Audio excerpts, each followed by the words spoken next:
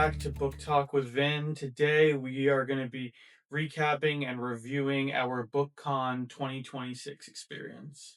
We're really excited to dive in because BookCon was something that has been near and dear to our hearts, honestly, for most of our relationship. We got together in 2015, Yeah. and so we started going to BookCon together in 2016, 2017, and 2019.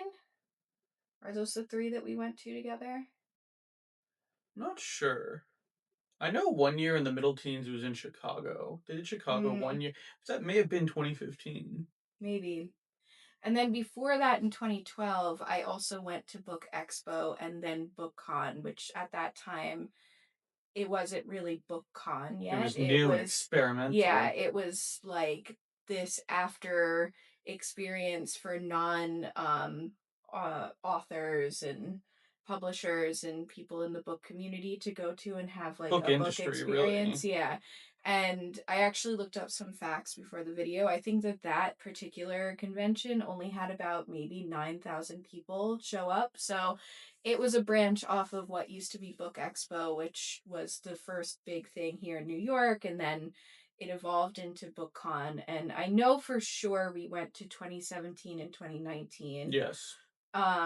And we've been to other book events as well, but It's weird because like some years, most years I feel like we went both days, mhm. but I feel like there was one year for sure we only went one day or went like later, Yeah. whereas like the other ones we went like both days, Yeah, full days. 2017 and 2019, I know we were there both Maybe days. 2016 was the one we only went one day and we went late. That is possible. And that was the day that we just got a bunch of the like leftover stuff. They were Yeah. giving out Well, totes and Old yeah, BookCon was it was very, a very different different. experience, which is what we're gonna get into here. So, So let's just let's and also we know all the criticisms and we were there. So we were in the we weeds. experienced the I was in the lines. lines.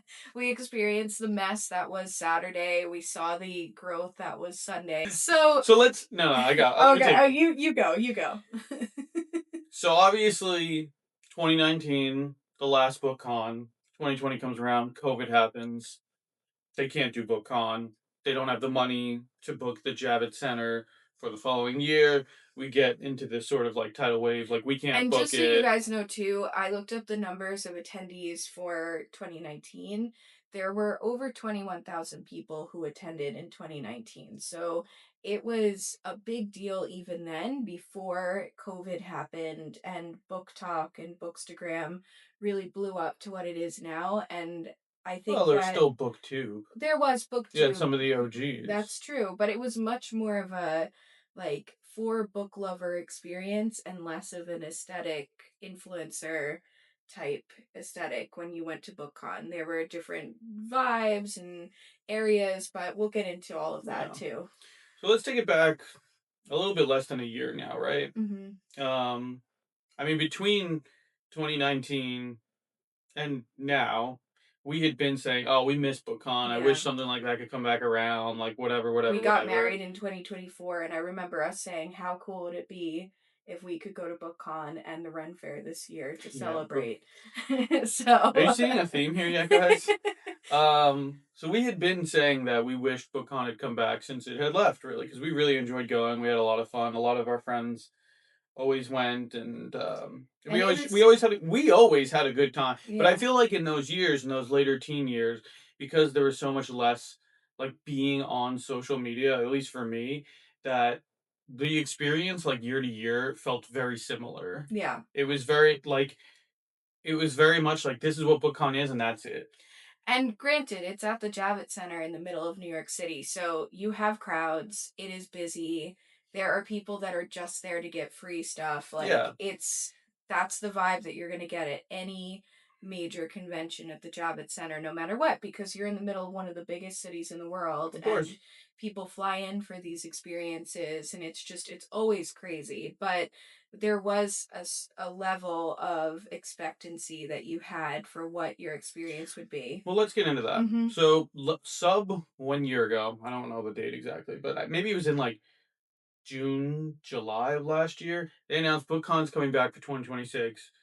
Big pop. Everyone goes Everyone nuts. lost their mind. Because It's so for exciting. us, it was like we had told people about it. We were like, "Oh, Mhm. you had to be there, And man." wasn't it like that bike too? Like they were on Yeah, a they had bike like they did doing it marketing. was like so Yeah, exciting they with the did marketing for it. newspapers and like it was just you had this like nostalgic feeling of We are like back. it was like Christmas morning or like your birthday or something where you're Yeah. just so excited. Yeah. So we obviously were like, we're gonna go. We're gonna go both days. You know, whatever it is, it is. We're gonna And we're go. not VIP people, so we We usually did not. do We did not do yeah. VIP. We'll get there. Yeah, We'll get there. yeah. We'll So get we'll there. get there. We'll get there when we get there. So they announce a thing. We pop. We're like, hell yeah! We can tell everybody about it because now there's so many people that we're connected with that hadn't gone to BookCon or, you know, Who got into who we reading just during made friends with. COVID Yeah, and yeah. a million different Yeah. things. So like the months go on, we start getting a few more details. The months go on, we get a few more details. The ticket sales go up. Ticket sales are a little bit of a bloodbath, but like there, it's I not a think that's an understatement. I think that the ticket well sales comparative to the rest of it. It's a little bit of a yeah, I think bloodbath. that the ticket sales were our first kind of Warning like sign. warning Yeah. sign of this is not our old BookCon that we love and we need to be prepared for that. And that was kind of a tough moment for us Well, cuz it wasn't. That wasn't my full screw turn moment mhm. yet because of the caveat that they weren't getting the entire Javits Center like they Yeah. used to. They were getting the wing. And So they because said of and they said that. They said yes, we have a smaller space, we can't sell as many tickets. correct, Remember I said that the old one had 21,000 people attend. That is correct. important because they said we did not sell as many tickets as we used to sell. So I'm thinking And now we know that's not maybe true. right. I'm thinking maybe they sold like 15,000 or something, you know, who 10, knows, yeah, who knows? 10 to 15,000 and they're on a budget. They're just trying to bring it back and hopefully the Yeah, Javits will this year is the testing ground. yeah. They're feeling the vibe. Can we do the full Javits Center Yeah. next year? And we understand that. That was the first like hiccup where we're like, oh, this is not like old BookCon. But there was some explanation Yeah. for it why it made BookCon never sense. used to sell out like that either. No, it Like was you would not. be able to buy tickets even up until the week Yeah, sometimes. yeah, And so and which was great for readers because a lot of us are indecisive and we're not like yeah. They want more we're not details. fight to the Well, death that's the thing people. too. When we bought the tickets, there were not a ton of details on what Yeah. was gonna be there, what was gonna be going There on, was an who ambiguous ball after hour some event. authors were announced, but not all of They them. hadn't really gotten into many of the headliners Yeah, yet, so we so didn't know what we were buying. And one hundred granted, the percent. tickets were not for GA, were not very expensive. For the weekend tickets, it was $100, and then it was an additional, I think, $10 or $20 for 1 day tickets. So I think it was like You remember the prices better than I yeah, do. I don't remember for the full day, but I think it came out to around $70 a day with taxes. And then for the weekend tickets, it was closer to 60 a day Yeah, with the taxes and fees. So you got a small discount for doing a weekend pass if correct. you wanted to go. So And with the premium VIPs and the VIPs, we're starting the next topic here. yeah, You were guaranteed more reservations, that's what it said in the which listing, is part which of what you're paying for. right. So the next tier was $400 and you were granted, I think a certain amount, maybe I think it was 8 signings that you could get up to a day and you could go to certain panels and then there was the premium VIPs which basically the vibe that I got is everything's open to you. You can just Go on reserve. any line Yeah. at any moment and just Yeah. do So whatever you want. that's how it seemed. We learned Not the that's case. not the case, but that With is what I think most people had the assumption that and was what we were getting. And grant we didn't do the VIP, so we didn't care as much about what those tiers were, but we know a few people who did do that, and I think that it didn't end up living up to the cost for them. Whereas Comic Con is very expensive. That's another big convention that happens at the Javits Center, and the VIP packages are similar and even more expensive. But I think that what you get, people tend to be very happy with it, and so I think BookCon was trying to An do equivalent an equivalent experience, yeah. experience, but some major hiccups happened between when they announced that they were coming back and actually launching. Do you remember So when the tickets went on sale? Was it October or December? you can look it up really quick. Okay. Hold on. Okay. All right, guys. So we looked it up for when the tickets went on sale. They went on sale September 30th of 2025, and the tickets were one-day tickets went on sale for $60 each plus fees, so that came out to around 70 once everything was said and done. Um the weekend passes were 100, which I think it came up out to more like 120 or 110, something like that.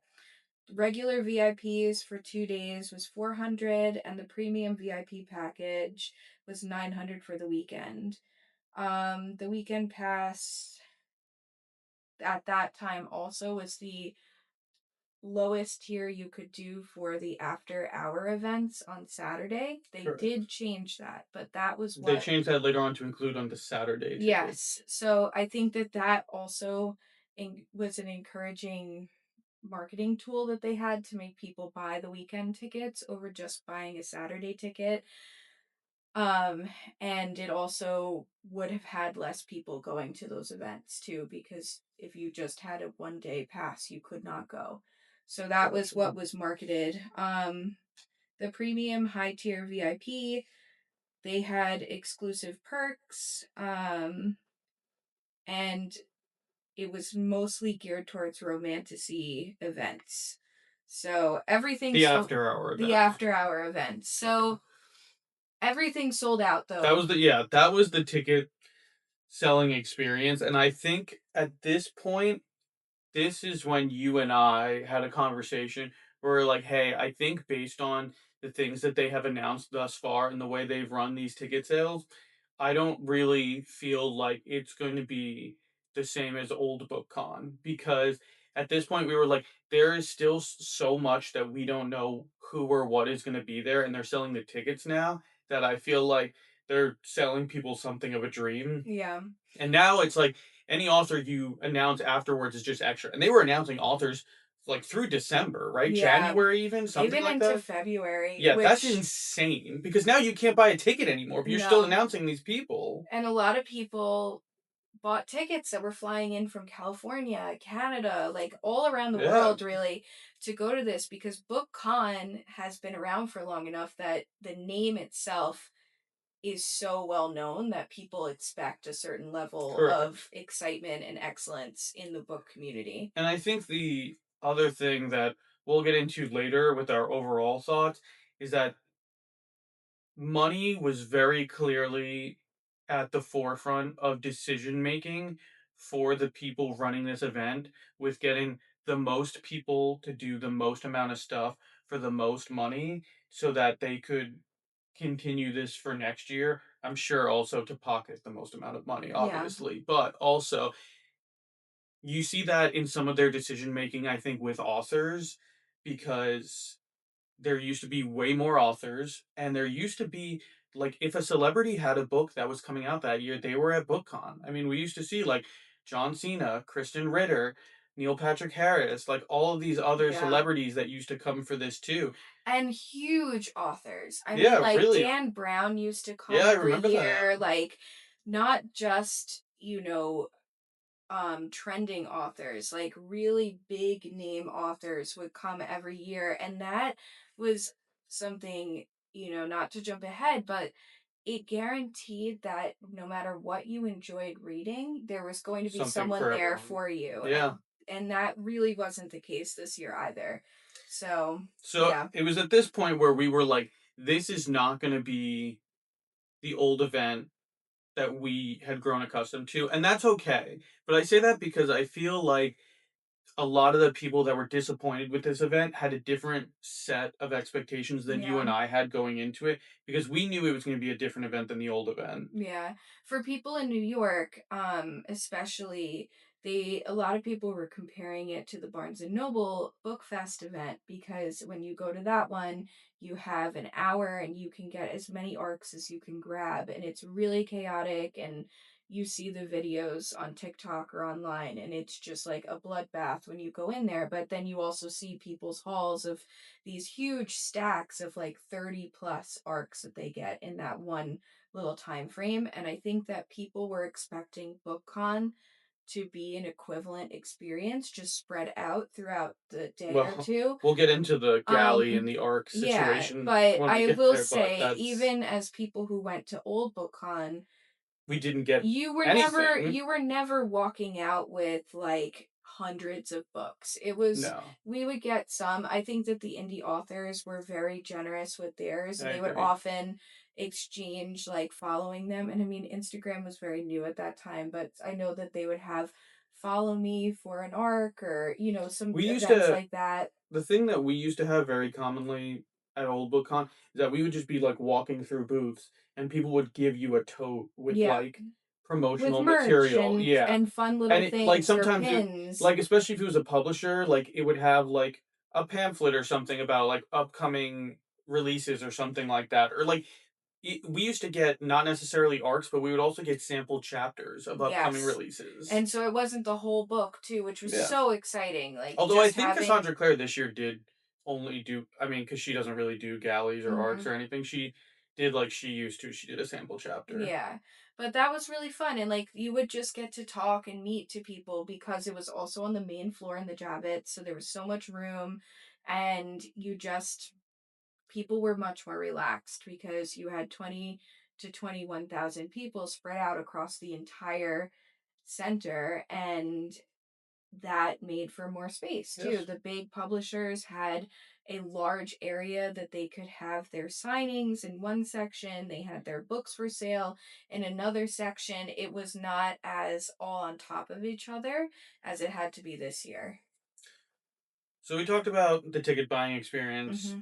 Let's go to the reservation experience now. And the tickets did sell out in less than Minutes. like minutes. It Less than was, like a couple hours. I mean, it yeah, may have been even an hour. yeah, It sold it's out immediately. But that's normal what these I think. days. Yes, but that's what I think is foolish and Hmm. what I wish that they won't do that they very likely will do next year because they've already announced the dates for next year. I wish that they would announce all of the authors that are coming before they put tickets on sale so you know what you're buying for. Yeah. I mean, it's possible somebody looked at the lineup of who they had announced thus far and they said, I don't really want to see any of those people. And then the tickets went on sale, sold out in 5 minutes. And the next 3 months, they announced five authors that people would actually really want to see. I feel like it was a little misleading in the ticket sales at that point. Yeah, it was very much just this cloud of this is going to be an amazing experience and you want to be there. And that was kind of the vibe of the marketing, which is standard for marketing today.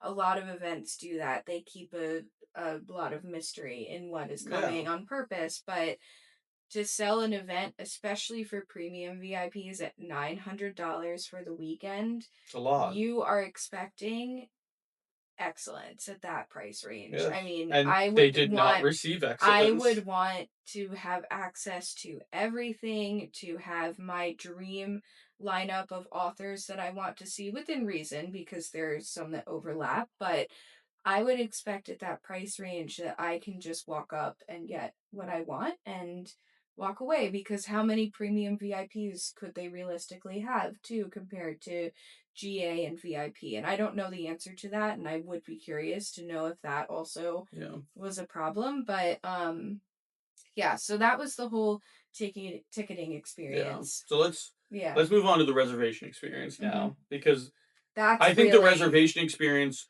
was when a lot of people realized what you and I had already realized up at this point is that the way the reservation experience worked is that you went onto the website and at 12. 12 o'clock hour time, at a Mhm. specific time, you were put into a virtual queue in a random order.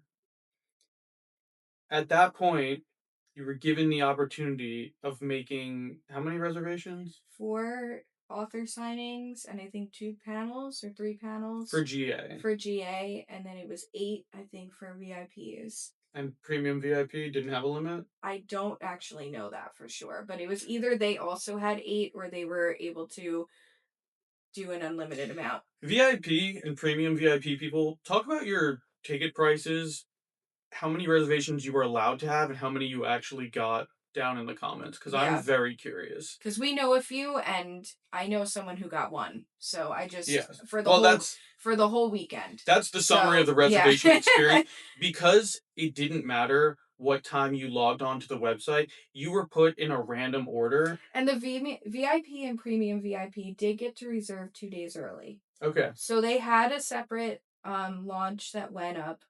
BookCon only released a certain amount, though, of those signings at that time for VIPs. Because I think what we've realized since then is if they had released all available slots, only VIPs would have been able to get signings. So they reserved a certain amount for premium VIPs and VIPs together. There was not two separate moments for them to go on and reserve, and those sold out immediately too. And a lot of people did not get the signings they wanted or any signings at all during that. The the system with the reservation just didn't work for most people. No. Very many people got zero reservations for anything that they wanted. And this will be a prevailing theme that we'll talk about a little bit later, but I think the real problem, the reservation system, how it worked, is not a good system. There needs to be another system worked out for next year, and I hope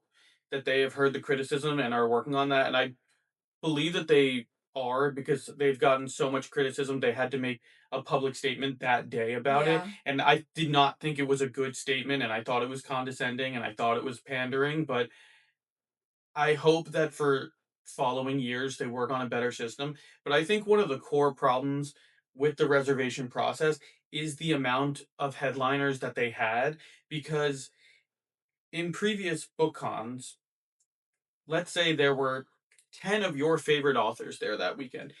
You probably can't see all 10 of them. But you knew that. But you knew that, and you prioritized either going to a panel with them to hear them speak, getting a signing, like doing something that involved you and them. Yeah. But you can't see 10 plus authors in a day. So you Right. prioritize the top 3 you want to see, but because there were less headliners, there were only a couple people in a scenario. And I know there were more headliners in this, but it really felt like there were only about 12 major headliners that everyone was going for. Yeah. And that is not enough when you have, and we know now that there were 20,000 tickets. 25. Was it I 25? saw 25. So more tickets were sold for this event With fewer authors. with fewer offers than ticket. Authors. What did I say? Offers. Authors. With fewer authors than there were in 2019 when the entire Javits Center was used. Yeah. And it was chaotic and busy back then. Yeah, but it wasn't. But it was not overwhelming. It wasn't like you couldn't get anybody. Yeah. It's like previously there were so many authors, and you decided on a handful that you went out of your way to go see. But with this one, because there's less authors, your overlap is small. So if there's only 2 authors you really want to see, and you're trying to like beeline for those 2 authors, people didn't even get the chance to do stuff with those 2 authors. And there were lots and lots of indie authors here too. And Oh, there a were ton. definitely More than there used to be. The indie more- authors, I actually think that they Yeah. gave a really good opportunity to, and I hope that they all did very well. And I did see a few absolutely sold out of books, which that's is fantastic. I amazing. think that is one of the elements that I think is actually better than previous book cons, is that they really promoted the indies this time Yeah, around. and if we're talking about like actors parallel to authors, we had like maybe I just meant like maybe celebrities, no not no necessarily. I'm saying like if we're equating it, there's like the A-list actors, right? We had A-list authors here, and there were maybe like 20 of them for the across the whole weekend. They weren't all there on both days though. That's a big thing. Like Oh yeah. Andy Well, Weir was only here on Sunday, so that also lessened your likelihood of being able to get a signing with him. There were not like these big name people right now at the signings either. So I don't know what happened for BookCon that they weren't able to get like Well, Emily Henry or Sarah J. Maas or V.E. Rebecca Schwab. Yarros or right, like these big name people that have books coming out this year that everyone's really hyped up about. And I obviously we're only talking about romantasy and like romance authors at this moment, but there's other authors too that I think should have been there from other genres I that agree. would have really pulled in a crowd. There weren't enough horror authors, there weren't enough just history or, fiction authors. Nonfiction, there I don't even know if there was a single nonfiction headliner there. Oh, I don't think But I'm so. just, that's an issue because the diversity was not there for the headliners. There was diversity with the indie authors, which was great to see, but Yes, but for the people weren't headliners, tripping over themselves to see the indie authors because they don't know the indie authors. That's like right. the nature of And the the thing. indie authors don't get the panels and they Exactly. don't get to have the reservations for these signups. So the marketing for the ticket is for these headliners. Yes. And it was worded in a way that was like if you're in GA, you can get 4 signings, which we were like, that's great. We made our little wish list. I was Yes. super excited. We should talk about this a little Yeah. bit because Rob and I realized that we weren't going to be able to do everything we wanted to do or see everyone that we wanted to see. Naturally, we made like our most important Yeah, we made a list of little things to do, spreadsheet. right? You really wanted to see BK Boris and Yep. you really wanted to see Kimberly Lemmings. Yeah. And my 2 to 3 big people was And Rachel Reed for me. She was a you big did want to one. see Rachel Reed. Rachel Gillig was huge for me. I'm a big romantasy I know person you and weren't able to romance. whittle down as much as No, I I was. there were a lot of people because it was geared towards romantasy and romance this year. There were a ton of authors I would have loved to have seen. I've met Sarah Beth Durst a bunch of times, but she was there. I would have liked to have had the chance to talk to her a little bit more too. There was a lot happening, but that we had to We kind had to of, whittle down. yeah, So my big ones were I wanted to go to the R.F. Kuang spotlight and get 2 of my books signed. I wanted to go to the Lee Bardugo spotlight and get 2 of my books signed. And I wanted to try for Andy Weir. yes. So the reservations come around. I was on the website an hour early. You were on 45 I'm minutes a early. teacher, so I didn't have as much wiggle room, but I had managed to schedule my lunch during this time. So I was there. I heard that story more than Yeah, once this weekend too. I was able to log on because I didn't know how it was going to work with your place in line, and most places like encourage you to log on to the site 30 minutes ahead of time. Right. And then usually you're placed in the queue in the order that you arrive. Like that, we just had bought Noah Con tickets a few weeks before this, and they said log on 30 minutes early, and then we were placed in the order that we arrived, and that was a seamless buying experience. I know that that also sold out and they It's added also another date. circumstantial Mm-hmm. because people can't necessarily drop what they're doing, sign on Right. at that different time. It's a whole thing. But Right. for And this, from an equity standpoint, I do think that next year tickets should not be going on sale always in the middle of the week because they did that for the ticket sales and they did for the that for the reservation reservations, and it puts people that can't work, can't take more than 15 minutes sometimes off to go do this at an extreme disadvantage. And I don't think that just from an I equity agree. standpoint, I think that that's a terrible way to run something. So I got on an hour early. Robin got on 45 minutes early. I waited the full hour. I don't know what place I was in line, but I was far back. You went on 45 minutes before and you were closer than I It was. almost feels like they put you the opposite way. If you got there earlier, the further away you were from getting That's tickets. what it feels like, Because but that can't I actually don't be the know, case. because we know a few people who logged on right at 12 and they got in immediately. So, like, And they that's got just, 4 reservations, and yeah, we both got 0, which is yeah. crazy because I thought between the 2 of us, we would both at least get 1 reservation for something that we And wanted you to do. sat there for 2 hours Yeah, before before I they got on. let you in, and there Yeah, was nothing left.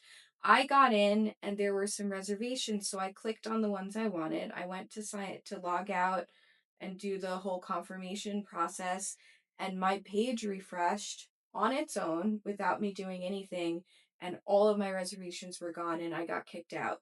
So, and I know that I'm not the only person that had that happen to. I emailed BookCon and told them what had happened. I took a screenshot of my page when that happened, and I was like, I don't know what just happened because I had gotten the RF Kwong spotlight and the Heated Rivalry spotlight. So I was really excited about that. I figured at least we could go to those two spotlights that we both Mm-hmm. wanted to do. And then they were both gone. Yeah. So that was really disappointing. And this, our experience for the reservation was a very common Yeah. experience. Talking to people in line, talking to people like At so, book club not even later. we didn't even have to get to Yeah. BookCon. If you went on Instagram and talked to people, if you went on Facebook and talked to people, very very many people got nothing. Bad enough that a lot of the merch at BookCon said I was personally victimized by the reservation Yeah, process. I think that the fact that they made a statement the same day they realized they messed up, and like you can't go back, right? So Mm-hmm. I really genuinely hope, believe that they will do a different process for next year. Um, I don't think that they're going to be doing much of the same from this year Yeah. for next year. I hope that intelligent minds will prevail and it'll be a better process for next year. Um, but I mean, we And really just if have to they're see. doing it, I mean, most of the times when you have authors come, they only will take as many reservations as it's one signing per Well, minute. So that means for each of the 2 hour events, there's only 60 people per hour right. that could get a signing during that time. I do think based on the lines that they pushed the authors more and booked it more than that. Some of them, and Mhm. we'll get into that like Yeah. when we talk about our actual experience there on the day. But I know that in the wake of the reservation fiasco, they came out with a statement, like a very patronizing statement, like there's still other stuff to do, but of course you bought the tickets for those reservation events, for the spotlight panels, for the autographs, and of course anybody could just go and walk around to the booths and the indie authors and everything else, but like you went out of your way to buy the ticket for the reservation events. And they're them saying what really bothered me is we're sorry you didn't get the one you wanted. That wasn't the Yeah, issue because you and either. I had already pared down from what we want, I and what we were going for the reservation for was our already like pared down list, which right. wasn't even all that much It stuff. would have been one author signing per day and one panel per day had we gotten Yes, our dream layout, which I don't think is a I ridiculous don't think so ask. either. We used to always get an author signing At back in the least, day, at least. maybe two, but we weren't big. We didn't want to do it because you had to pay for the book, and it was this whole thing, which Well, you have to do now we were too. But also a lot, worse off 10 years we ago. were more strapped for we were. cash, I but was. Oh, I wasn't even a teenager. Oh, I'm old. we were in our early 20s. And so we were just it wasn't as big of a deal. It was a So, very different experience, but I think this was like a more pigeonholed thing where you had more people competing for less spots of a certain thing. yeah, And and it showed in every single element of this event. back in the day too, I they used Today Tix or Did they really? Ticketmaster. Yeah. I don't I remember think that. Ticketmaster was the one in 2019. I found our ticket stubs from our signings Oh, actually. really? Yeah, and I think that that worked better because they could release it and it would be there, and when you click on it in Ticketmaster, your reservation is reserved until you check out. So like Interesting. once you click it, it's yours and it's held in your cart until you check out. So, because we had some issues happen too, where after the reservations, they were like, keep checking back. So, we started checking on the site, and dropped reservations for signings and panels would go up randomly throughout. But you had to click on them the second that you saw them, or else And someone even else would get them. and even if you did sometimes, because I tried to get on a Lee Bardugo signing, and you tried to get on Rachel Reed. Rachel Reed signing, and it said that we Confirmed. confirmed it, but Mhm. we never received the confirmation email for it, which is what I'm saying And it again. never showed up as an Never actual showed up. ticket. And I talked to other Not people uncommon either, that apparently. happened to a lot of people too, where you would get the confirmation that you got this ticket and then it just would never appear. So I think it was whatever systems they were using for the reservations as well. I think the whole reservation process was a terrible. nightmare. Yeah, it Unless was you got really, really literally poorly everything you done. wanted, which apparently is a rarity. And we're not complaining that we didn't get the authors that we We wanted. didn't get We got anything. nothing. And yes, we did. Everybody should get at least something to justify the price Yes. of their ticket. And Otherwise, it should be a convention you could just walk into. right. We are GA. We're not expecting to get the 8 author Of signings that was course. promised to VIP, but like I would expect that each of us could get one thing that we And wanted to again, do. this is the thing. Mhm. You and I had already been teetering down our expectations leading up to this. So we knew it was going to be a different experience than what it used to be. And I think a lot of the frustration online is people expecting it to be something that it wasn't, or expecting it Yeah. to be a certain way and it was a different way. But I think that, like, you and I think, had the lowest standards Yeah. for what this could be at this point, and we were still disappointed. Yeah. So I think we should flash forward now to the day of. Day of, yeah. We're prepared. We're We going didn't in with zero reservations. Yeah, we are not expecting anything out of the day at all because we know from previous years at BookCon we didn't leave with tons of books. So we didn't bring a suitcase, we didn't We bring didn't leave with anything. a ton of arcs either. If we No, ended up with an arc at Old BookCon, you and I just weren't the type of people to to fight for that fight anyways. for an arc, but we did end up with a handful of arcs just coincidentally. Like, Yeah. I have at least one old Cassandra Clare one that I I won remember. that scythe one. That was Oh really yeah, the cool Arc of the that one Scythe time. one for Yep. the third So book. Yeah, we ended up with, like, if we ended up with an arc previously, it was by accident. yeah. But they promoted the galleys a lot more this year than I feel like they had for previous book cons. Maybe I'm just unaware of how they used to market them, but there was all the publishers on their Instagrams said what arcs and galleys were going to be dropped at what times at their booths.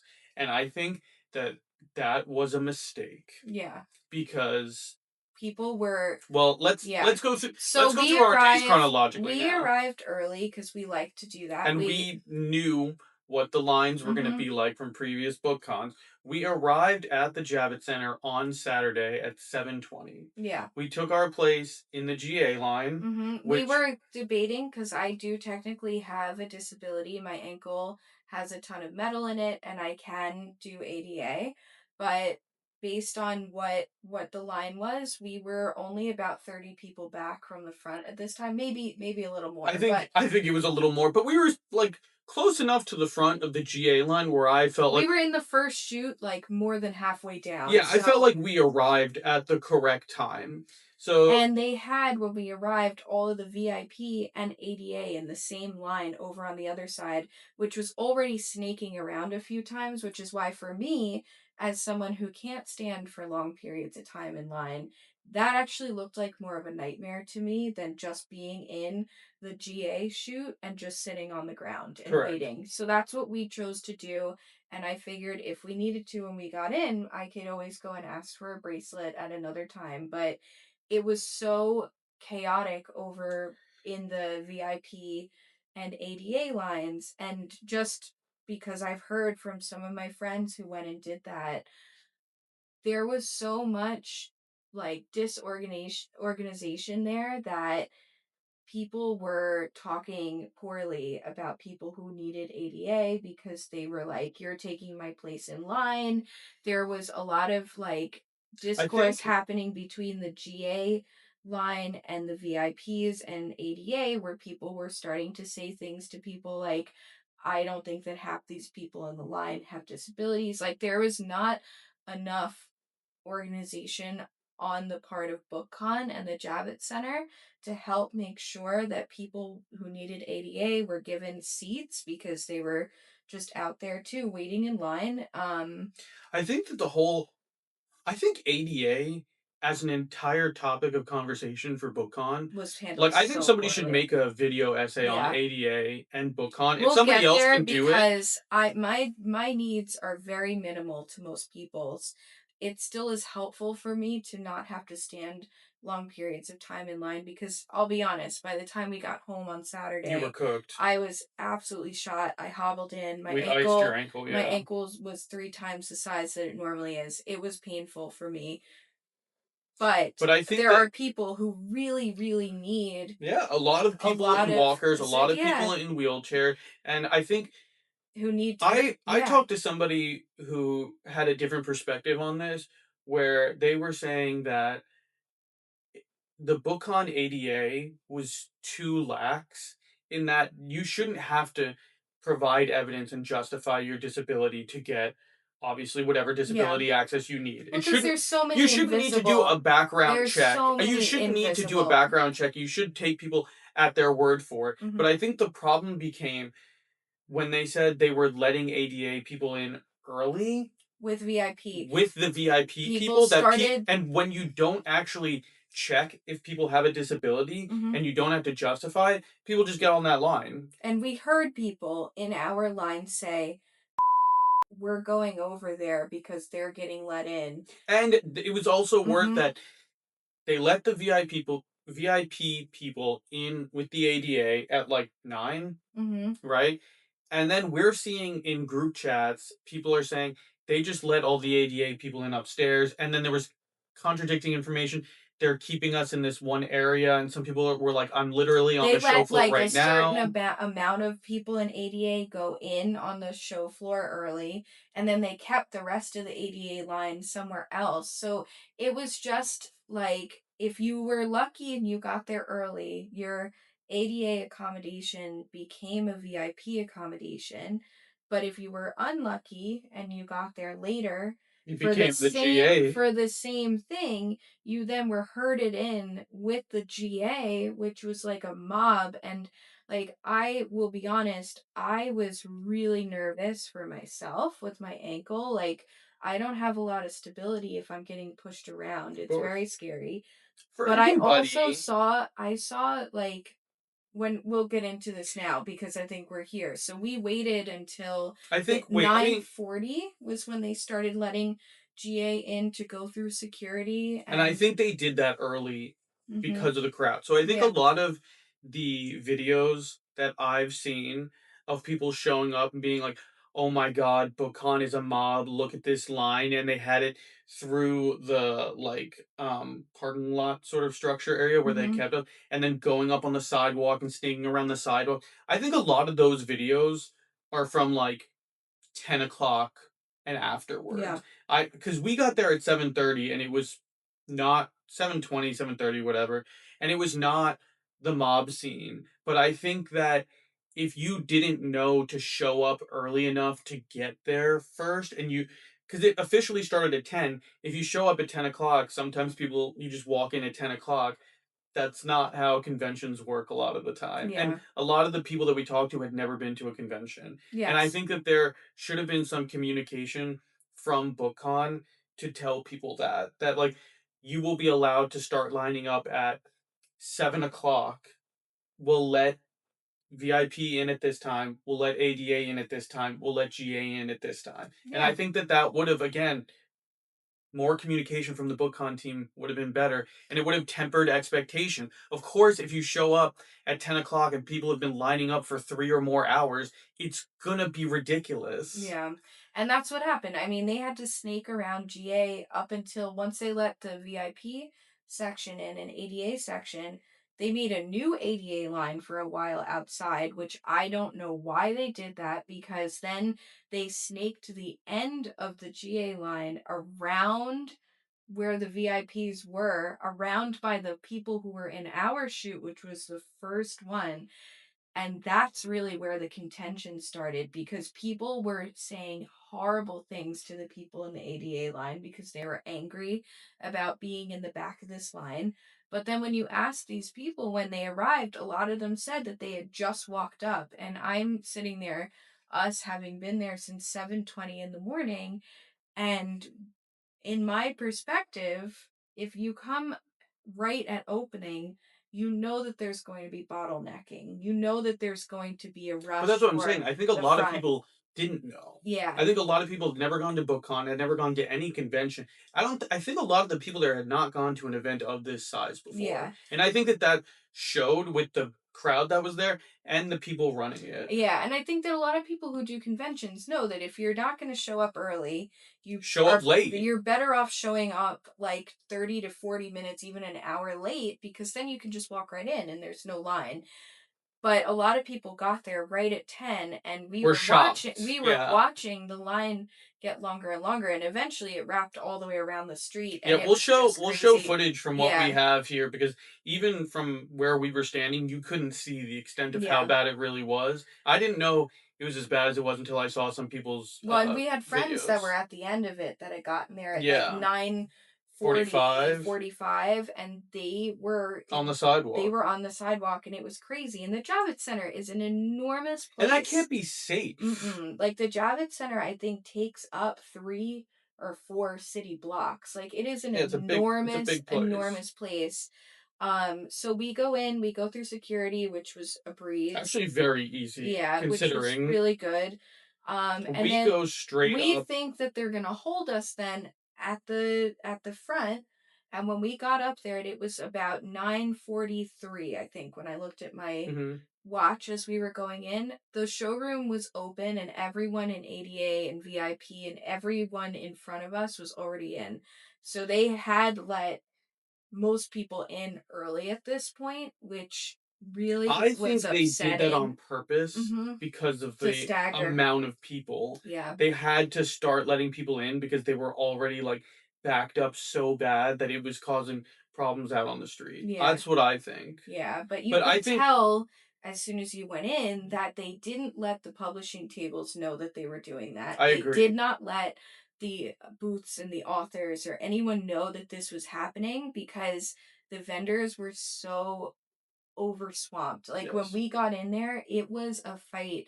There was two things right away that we wanted to do. And I think this goes to a larger problem Mm-hmm. that like let's talk about this beginning thing right Yeah. now is that I think that it was foolish of booths to talk about drops that they were doing at 10 o'clock, 10:30, even up to 11 for a crowd like this because you are guaranteeing that you are going to get mobbed. Yeah. There was very, very poor line control from very many of the publishing booths right at the very beginning. I want to talk about what we did and what we saw. So we initially went to level 3 where all the publishers were at and we went And it's to not a very big room. not not compared to the old Compared to one. how it used to be, Yeah, not a not very large. big room. We went straight up to level 3. We beelined for the Kingdom of Threads booth. Shout out Kingdom of Threads. You were one of the coolest booths there, and I really liked all your stuff. Yeah. We bought a couple of keychains and pins and Because stickers they had a special because going they on. had book Yeah. plates, and it was really smart that they were giving away book plates with Signed book yeah, plates. I'm sorry, signed book plates Yeah. with the authors of whatever merch you were buying. And after experiencing the reservation nightmare, that was really smart of them. Yeah, because when we got in, like Travis Baldree didn't go to BookCon, but I really love his books. And obviously, if you haven't watched Legends of Lattes, that was our last podcast, so go ahead and check that out. And we But are doing the rest of the series. yes, we We're just just took a break to do this to do because BookCon. we went there over the weekend and didn't have time to film our next podcast. But Travis Baldree didn't make it to BookCon for some reason, even though he lives in New York. So Even though he has a again, book coming out this year. another fumble, I An feel easy like. bag. And so we got two of his book plates, I think. And I got 2 Lee Bardugo ones because I didn't have faith that I was going to be able to get Right, anything we signed had by her. nothing. So we got book plates for Travis Baldree, Lee Bardugo, and a couple others. Mhm. And I thought that that was great. I thought that when the booths started announcing that they were doing author signings that also required reservations that weren't as competitive. They were smaller authors or like mixed size, middling size. I thought that was really great and really smart of the people that ran the booths. And they had book plates for authors who couldn't make it. So Yeah, that that was was really smart. amazing. Yeah, Really, super cool. I got one for Lori Gilmore, who yeah. did the Dream Harbor series. So it was just really, really nice. But it was a mad dash up there. Yeah. It was a We almost had to make stampede-ish. we had to make a decision too because we didn't know if it was one book plate per person or as many book plates for per item that you bought too. So we Yes, went together we did our instead of thing, splitting up and we got what we needed. And and then, it was still at this time pre 10 o'clock. Less than 20 minutes had yep, passed since we came in the front door, and now I turn around because at 10:30 at it's the 10:30. famous arc drop that everyone has been Harper talking Collins about.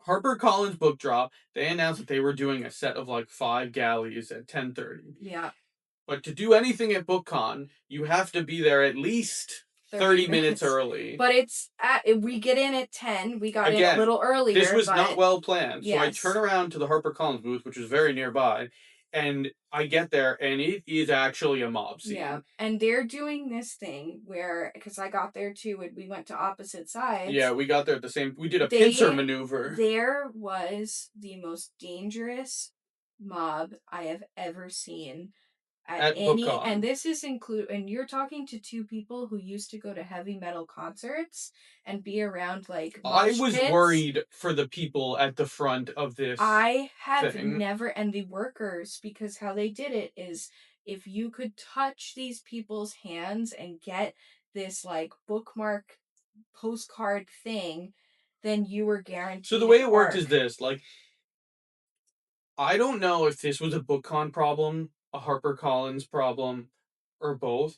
or a A Javits. Javits Who Center, knows? yeah, this was like, or a line worker thing, a Mm-mm. staff thing. It was just like a crowd all around And it. it like the booths were all there were aisles, I know and a Penguin had Harper. this issue too. Like, Yeah, we went to Harper Collins, and so this that's the one is I'm going to this speak is the on. one that went viral immediately because people got hurt in this, People like, got hurt at BookCon and in had to general. go, like, certain people. I saw a pregnant woman get shoved to the side. I saw someone in a wheelchair have people pushed onto them. I got jostled around. I ended up giving up very quickly because it was not worth it. We were I trying to held out get. a little bit longer because it was just my thing. I wanted to get Taipei City by R.F. Kuang. Yes. So this was like my thing that I was going for. But when I realized that the crowd was 4 people deep and they were jumping over each other to try to Yes. get this ticket to get a spot People in the were line, jumping on top of each other. People were getting nasty with each other and like you couldn't elbowing each move. other. You couldn't They were move. yelling at the workers. It was the most scary experience I have ever had at a convention. It And was I remember just stepping back. Me and about maybe four other girls helped the one woman in the wheelchair get out of the way.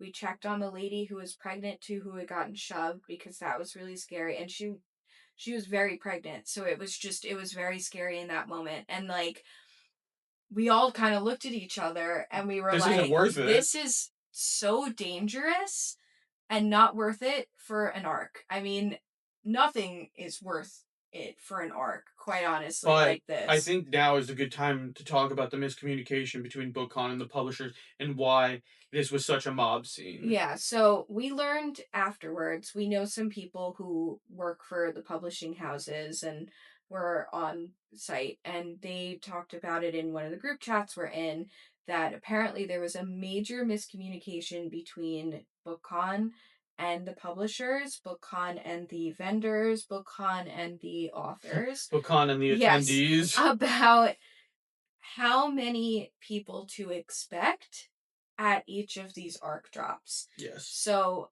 supposedly BookCon said to expect to have enough for a few hundred arcs or a few hundred product per drop.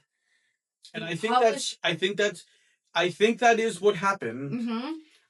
But we know that many of the publishing houses only gave out 50 arcs, 50 of each title. yes, per So if you do drop. a drop of 5 titles, Correct. 350 books.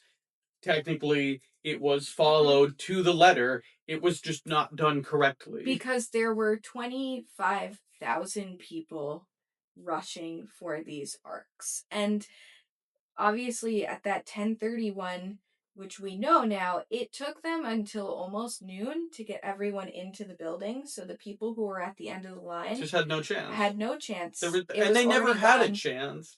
But that's the thing. So much of the BookCon experience was I didn't even have the chance It was the to. line. It was lines on lines. You either got there early and I waited know. like us for 2 hours, 2.5 hours before we got in, or you came late and you waited for 2 to 2.5 hours to get in. I know So that.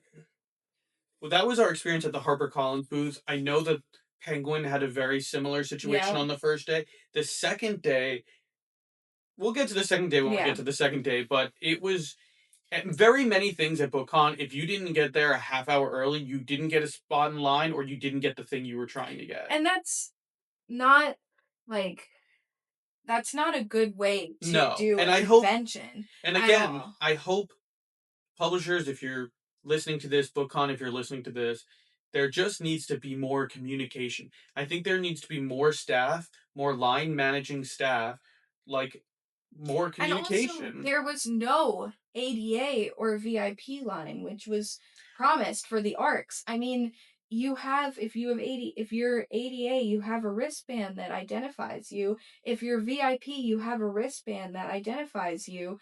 That was promised in the tickets. It was Yeah. promised that these major publishing houses would have ADA and VIP lines. That doesn't mean that you're guaranteed to get the arc because they have a certain amount of ADA um, passes that they give out and VIP passes. You're not guaranteed anything just because you're in those lines, but it keeps you safe from being in these kind of like mob situations. There was no line. It was just if you can touch this person or yell at them enough that they hand you this thing, then you get the arc. And that's how it was on day one. And that really set the tone for us because while we were waiting in line outside, someone had dropped the heated rivalry panel and I grabbed it. So I guess someone who was at the back of the line realized that they weren't going to be able to go. So I grabbed it, a +1 for the two of us. So we were able to do that.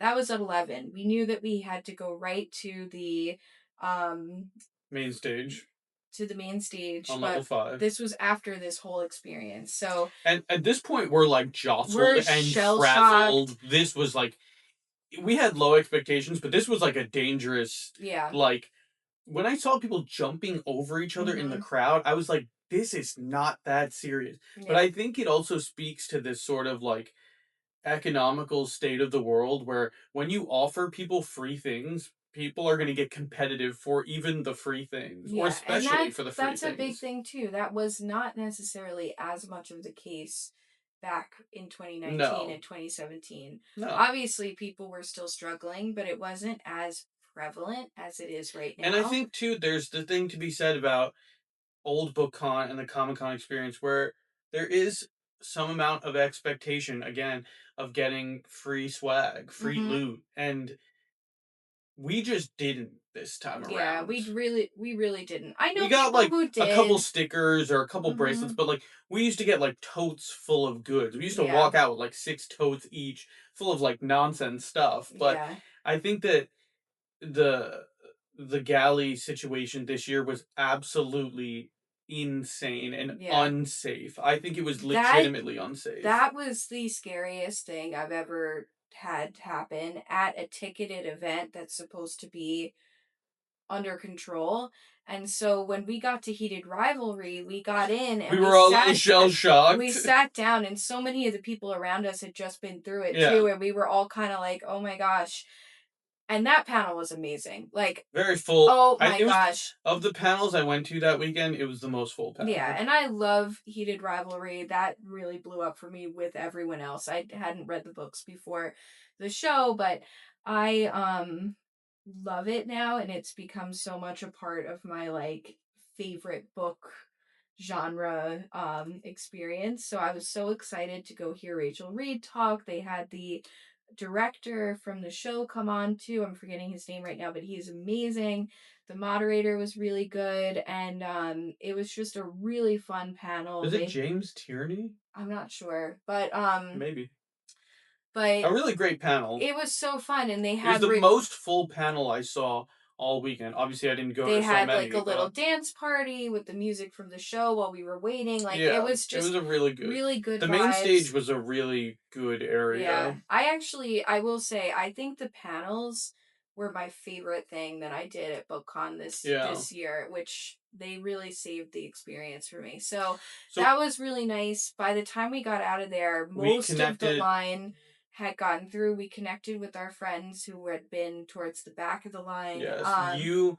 At this point, we split up because I had gotten a last minute reservation for the RF Kwong spotlight, Because and again, a lot of people started dropping them when yeah, they after the realized they weren't. mob of the lines, I think a lot of people realized that they weren't going to go. They were stuck in too much traffic. It wasn't worth it. XYZ. Like, so I scooped up an RF Kwong spotlight panel, and you went downstairs to Indie Alley, right? Yeah, so I went down with my other friend. We walked around.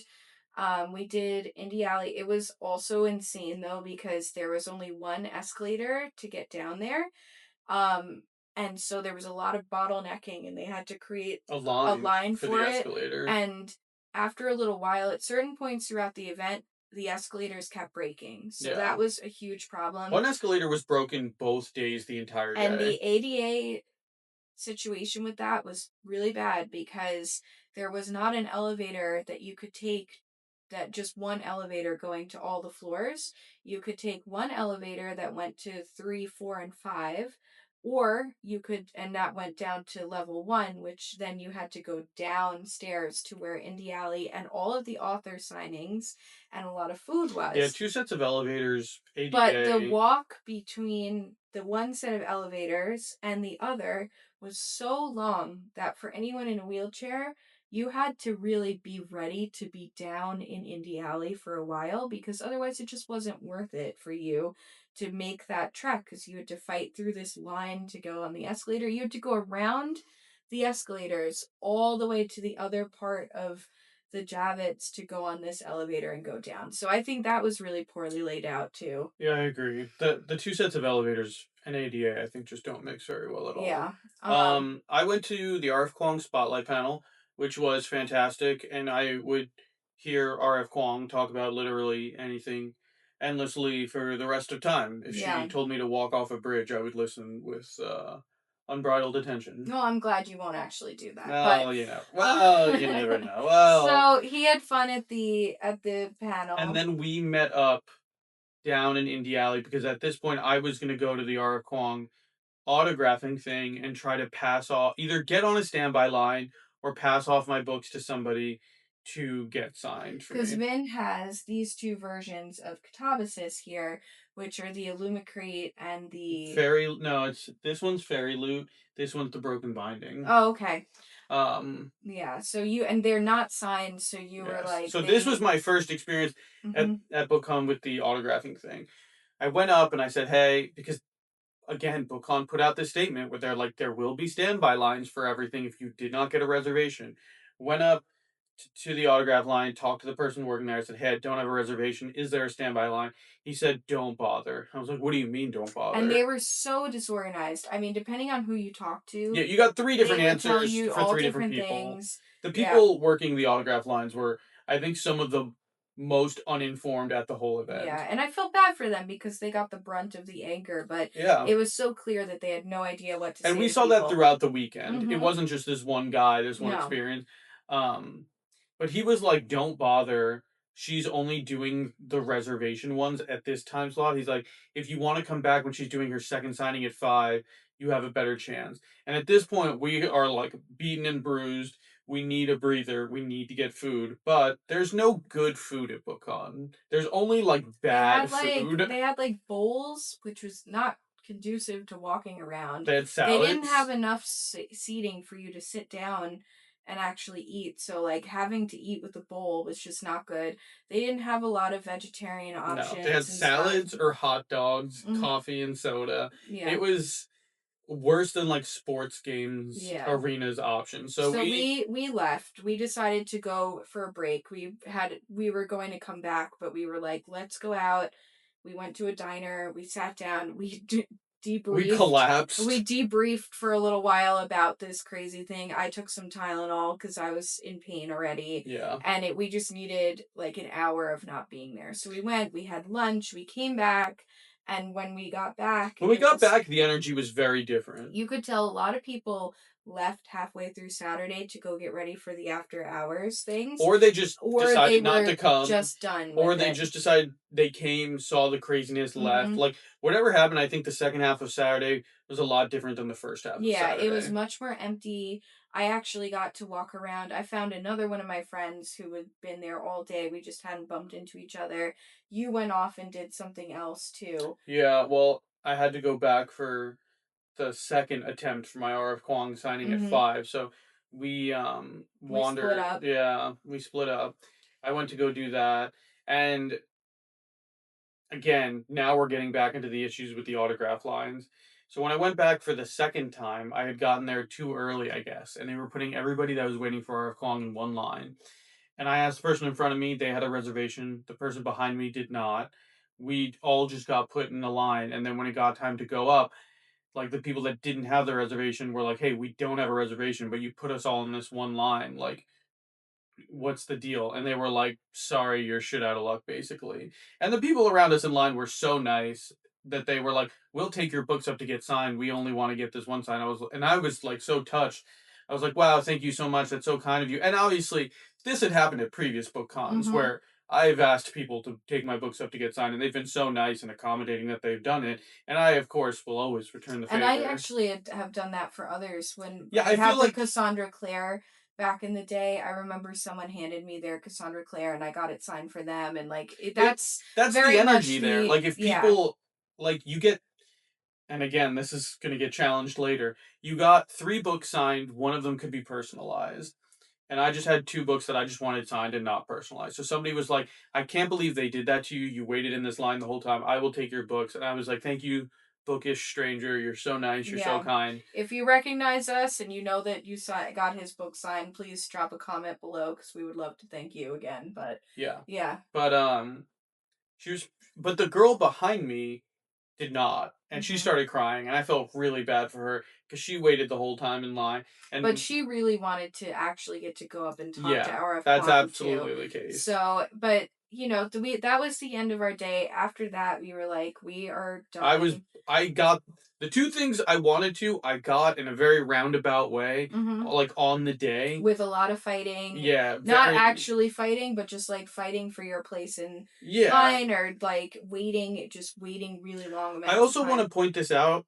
When I went to the RF Kwong panel, I don't for the panel at the main stage, I don't know how any of those ever could have possibly been sold out Yeah. because you probably could have fit easily like 2,000 plus people in And the I main heard a stage lot of room. people they didn't scan the tickets because even for our heated rivalry one, Well, after a they didn't certain scan our tickets and there was so much room at the back Well, I think too. once they scan tickets after a certain point, they realize, oh, we can fit as many walk ins as we want. Yeah. So I don't know why any main stage thing was actually ticketed. And please, again, drop a comment if you were at a main stage panel and it was 100% full. Because the RF Kwong one that I was at, it was like maybe the first third of the room.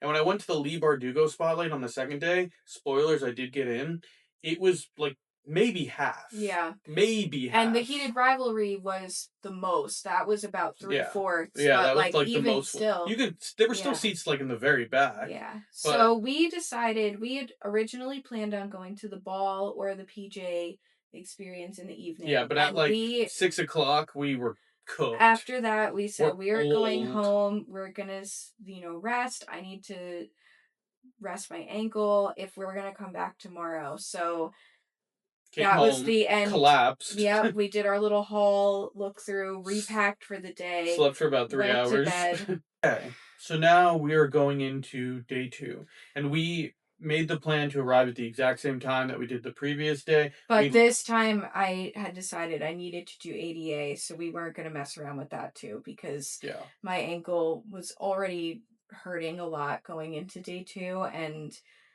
I just felt like we really needed that. So that was the only change we were making for day 2 Yeah. in terms of arrival. So we get there. And it's a very different line experience this time. Yeah. Now they have the ADA and the VIP are in two separate lines, and the GA is in a separate line, and they moved them around to the other side of like the drive-in structure Yeah. thing because it was supposed to rain. Yeah. So they were keeping people like off under this little area. If you were in that line, please feel free to let us know what happened over there because we couldn't see it. Yeah, But we saw you going over there though. yeah, so ADA was over on the side. It was much more relaxed. They had tons of staff outside helping people too. That was the first thing I noticed was that they had a lot more staff on hand to make sure like we all got our ADA bracelets right away while we were waiting outside online. The VIPs had their own separate zone, so they like you were very clear on where you were online for what you were waiting for. So at 8 o'clock or a tiny bit before 8 o'clock, they started letting in the um the VIPs, which is normal because Yep. they have like a welcome area and they get onto the show floor at 9. So Mm-hmm. they have an extra hour. And then at about 8:45 They ish, took in the they ADA. brought in the ADA. So we got to just sit on the sidewalk or on our little stools, and it was very calm and relaxing, and then they let us in and we got to sit in the waiting area right when you go in Yeah, on there the was like way. a section that had couches and folding chairs and everything near the elevators, Yeah. but a lot of people still chose to stand like next to the escalator so that they can go up right as soon as they let Yeah. them up. But I still saw a lot of people going up in the elevators. Mhm. I I don't know if they were ADA or VIP or premium VIP, but I did see a lot of people just go straight up in the elevators. And maybe they got up there and they turned them away, but I saw a Yeah. lot of people just go up in the So elevators. there was still some question around whether they were just letting people on. If you, that was a big criticism, is that if you fought back enough, people just let you do what you wanted to. Hmm. And a lot of people online were upset with that because it felt like there was a reward system for if you behaved poorly towards Hmm. the staff and you pushed back and you really pushed into doing things. And we saw that happen a few times too, where people that were really loud and aggressive, the workers didn't want to deal with them and would just let them go, but the people who were being polite and just asking for things were being turned away. So I think that that is a major criticism that needs to be Hmm. addressed for next year, because if you're going to turn away kind people,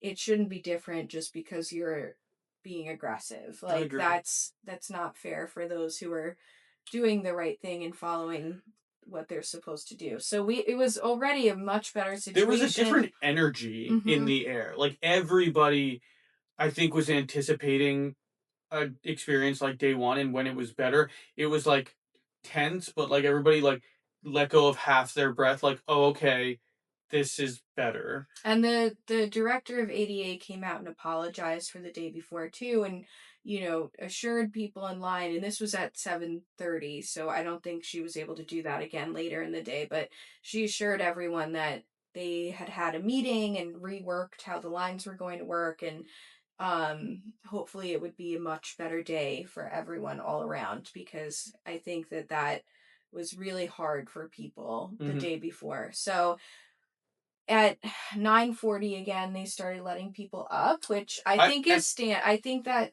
I think that the thing too that I realized when we were in ADA the second day that we weren't in the first, they let ADA in like in waves, which is Mhm. why they started letting them in sooner.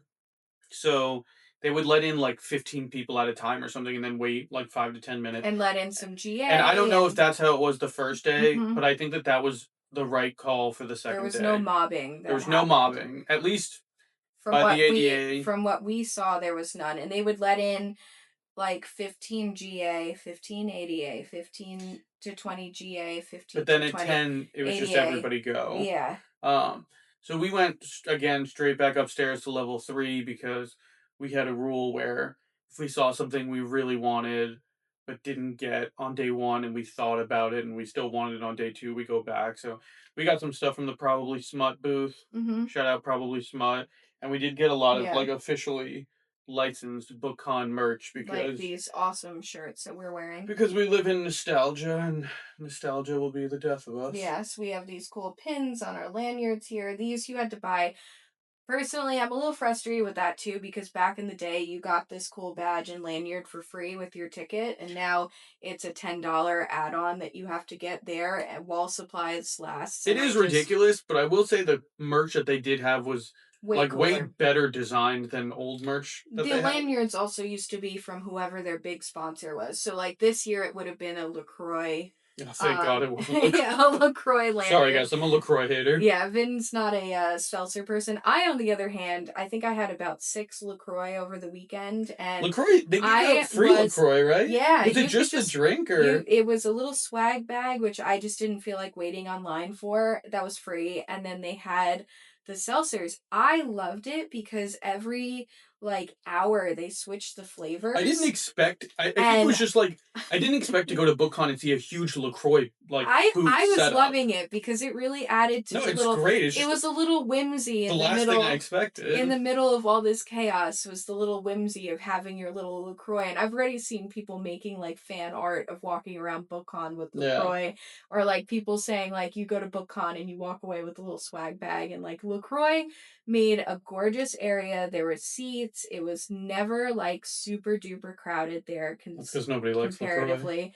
That is not true. And so it was really fun. We did more of the like the photo op area, which will Yep. be the thumbnail of this video. Oh, And really? yep, you'll see some Oh of our, boy. you'll see some of our photo op things. We went to the Grove for the first The time. Grove was really cool because so That the, was the awesome. Grove I knew about kind of like abstractly, but didn't go at all on day Saturday one. was so chaotic that we didn't get to do any of the fun little like extra things because we were so beaten down by waiting in lines and fighting for things, and we didn't get anything. So there was no like Joy to reward, be there was had. no reward for how hard of a day we had. That like we didn't go to the fantasy map making, we didn't get to go to the make your own like romantasy or trope drink thing, which I really wanted to do. Like there were these really cute fun things that were happening throughout the day, but we were so worried about being on lines and getting signings and all this other stuff on Saturday and needing to eat and there being no food, and just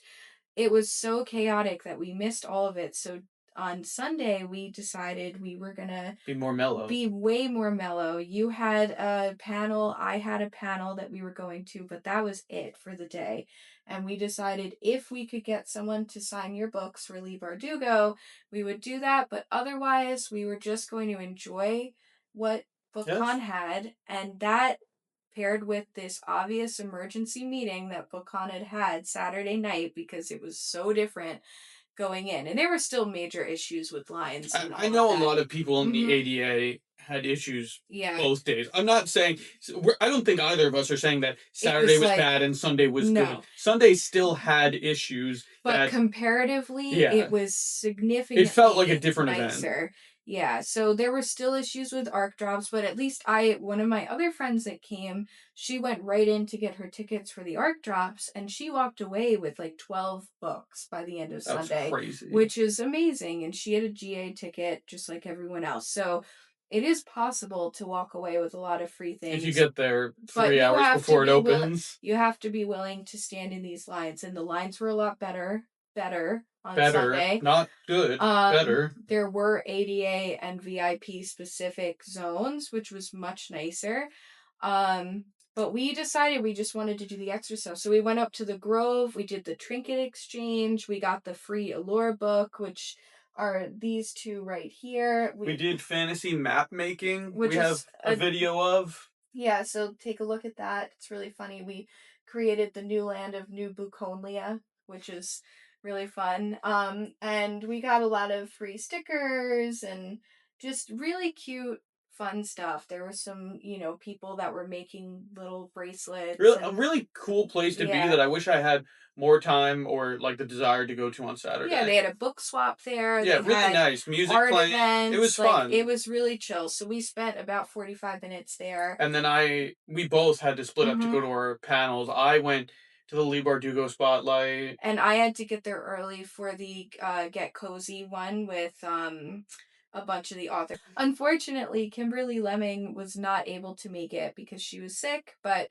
we still had two of my other favorite cozy authors, BK Borison and Sarah Beth Durst were there, along with a few other authors. And so that was not a ticketed event. You just had to show up. And it was great. That was like a really fun, super sweet panel. I loved it. I got there early enough that I was able to be right up front. So I do have little clips of those authors panels available on Robin and the Mary Reads on Instagram and on TikTok. So if you'd like to see those clips, go ahead and check that out. But And I had a really good panel with Lee Bardugo. I will yeah, say, like, seeing R.F. Kuang speak and seeing Lee Bardugo speak, it's absolutely worth it to go. And, like, if somebody has video perspectives of them, go and watch because they're just, like, so fun to listen to speak. And they're both yeah. so intelligent that I'm like, again, you could tell me literally anything, read anything, say anything, and I'm just, like, wrapped with attention. Yeah, and I'll try to pin in a few of our pictures and things throughout this video too. So we'll put those here. Um But then after the spotlight panel, I went down to see if I can get my 2 copies autographed, my Illumicrate versions yeah, of so Six of these are these Crows. ones in the Crooked Kingdom. Really, really cool Yeah. editions. If you've never seen them, you should look them up. They're And it gorgeous. was immediately apparent that the line situation was better, but still really bad with the autographs because people were fighting. And I know you have an experience to tell, but just before you go into the bad experience that you witnessed, we were waiting and I had talked to one person and they said to just wait off to the side. And then another person came up to me, these are employees, and said, we are not doing any standby and you have to leave the floor area and you can't be here. And I was like, well, I'm going to ask someone else to sign these books. So how do I do that if you would like me to leave the area?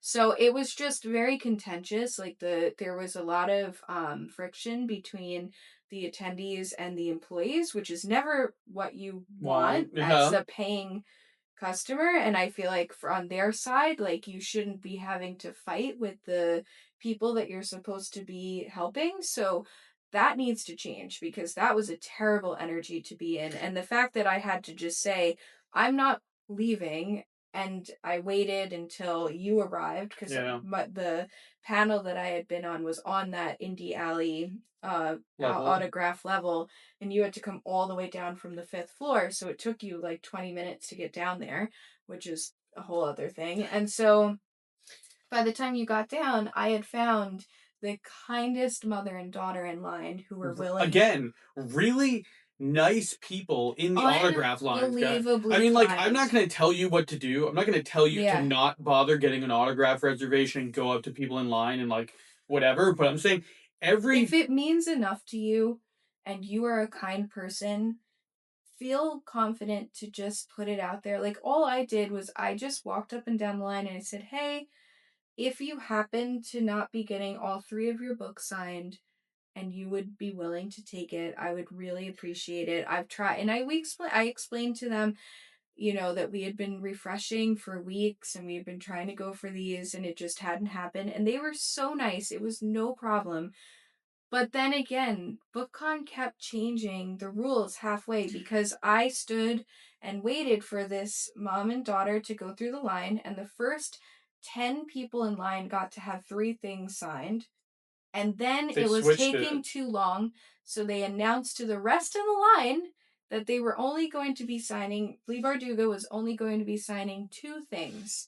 which is ridiculous when they've said you Because get people one planned thing for this. personalized and 2 things signed. What if people brought 3 books? I mean, you Yeah. just get screwed out of a book. I think that And we lucked out because there was still enough space for this mother and daughter that they were able to they do were it. really, But really kind people, and I yeah, think like that's really what I'm trying to say is that obviously don't try to get a reservation. Don't try to not get a reservation if there's yeah, somebody you want an autograph for. I will say that I think this community is kind enough and open hearted enough and want to like have each other like have this experience together that every time I've gone to BookCon and asked somebody in line if they would get my book signed, they've said yeah, unless yes. they have too many Of themselves, which is course, not like, please don't be mean to people and if I they say also no. Like, yeah always it's just your be prerogative. kind, Yeah, man. there is just not enough kindness, which I feel like there was more of in past years, and that was missing this year. The other thing I want to say is that while Robin was talking to these people in the Lee Bardugo line, I was standing near the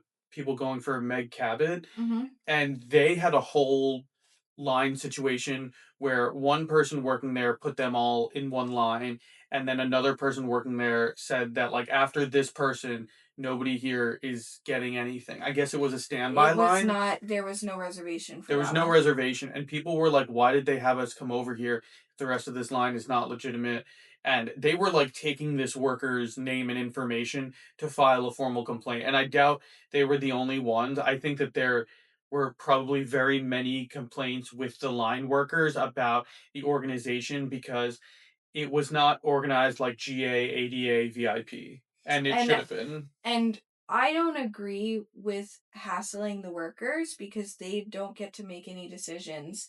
However, I understand why people were so frustrated because depending on who you talk to, You got you three got different different, yeah, you answers. got different It seemed like answers. nobody knew what So the it didn't actual. feel like you could trust the workers, which Yeah. is terrible. Like there was no trust to be had at all for what the employees were telling you, and that is just not a good feeling. And like No. I saw a few videos of authors finishing and they were told they weren't allowed to sign anymore, and they ran to the standby line and were signing the people's Oh books yeah, I saw that like one. after being on panels and things all day. Like it's so incredibly kind, And but I also want to point out that we understand mm-hmm. that authors are Are people people. and don't deserve to be worked to the bone, and there is a Yeah. certain amount of autographs that they can do within a certain amount of time. I'm not advocating for them for BookCon to just put out more reservations and make the authors No, sign things for 5 hours. Like but they need to have more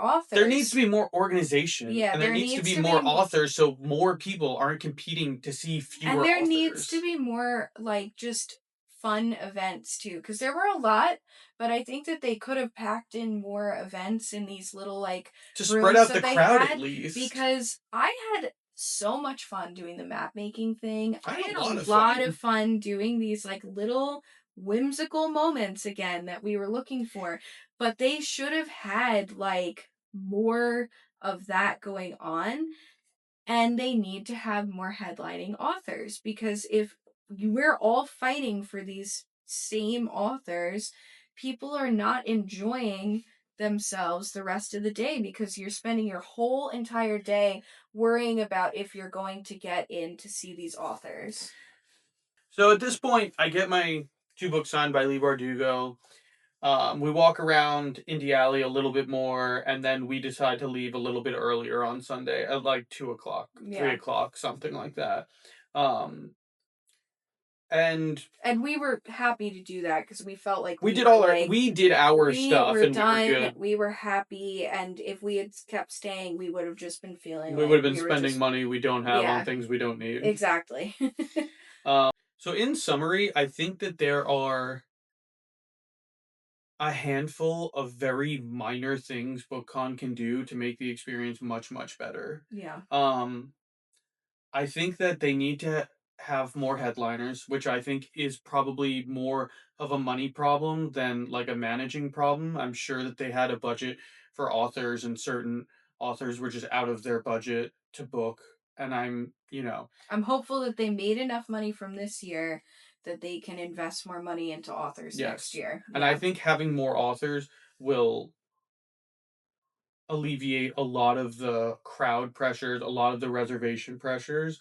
I think that they need to communicate more with staff, Yeah. 100%. For ADA, especially, there are a lot of ADA horror stories out there that are And easy to that's find. unacceptable. Like in 2026, it is unacceptable in New York City that we're in a place that does these events all the time like they do to have ADA be as bad as it was. Like Yeah, I really think that that is a major problem with this I convention. agree. Mhm.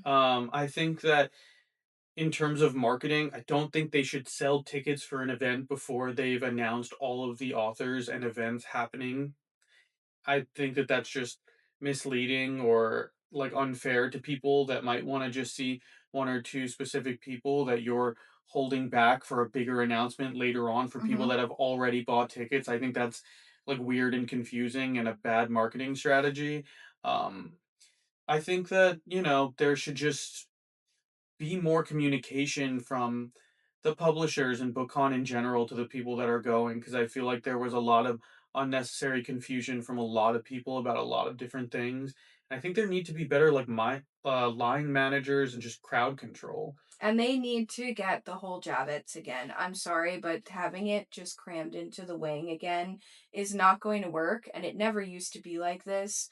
This convention is big enough to warrant the entire center, and that just needs to happen because if they had the main showroom floor, We wouldn't have had a this lot of the would crowd things. the I agree. already it would have been better. Like the fact that they were just in all these little areas it just didn't work. I And agree. like I also think that the after hour events are great, but maybe it should happen on Friday as like a welcome thing instead because so many people were so tired and fed up with what had happened on Saturday and you just spent your whole day running around. I know that they had welcome things for VIPs on Friday. I think if they're going to continue with the fantasy ball and all of this stuff, it should be on Friday when people can take a half day at work or if they're flying in, they're already there, they can get dressed up.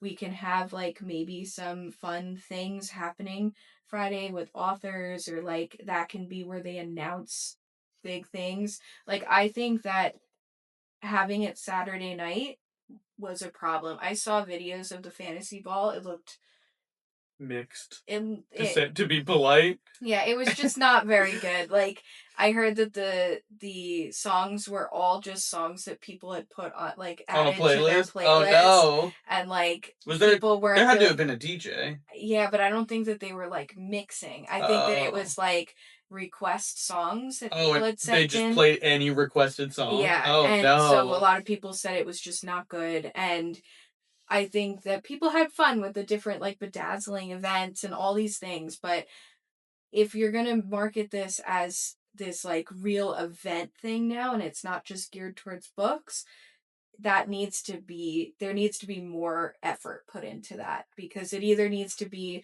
more effort put towards the books and the authors and make it really book con again or it needs to be like book con because the book con's whole slogan, where is it on here, it's where storytelling and pop culture collide.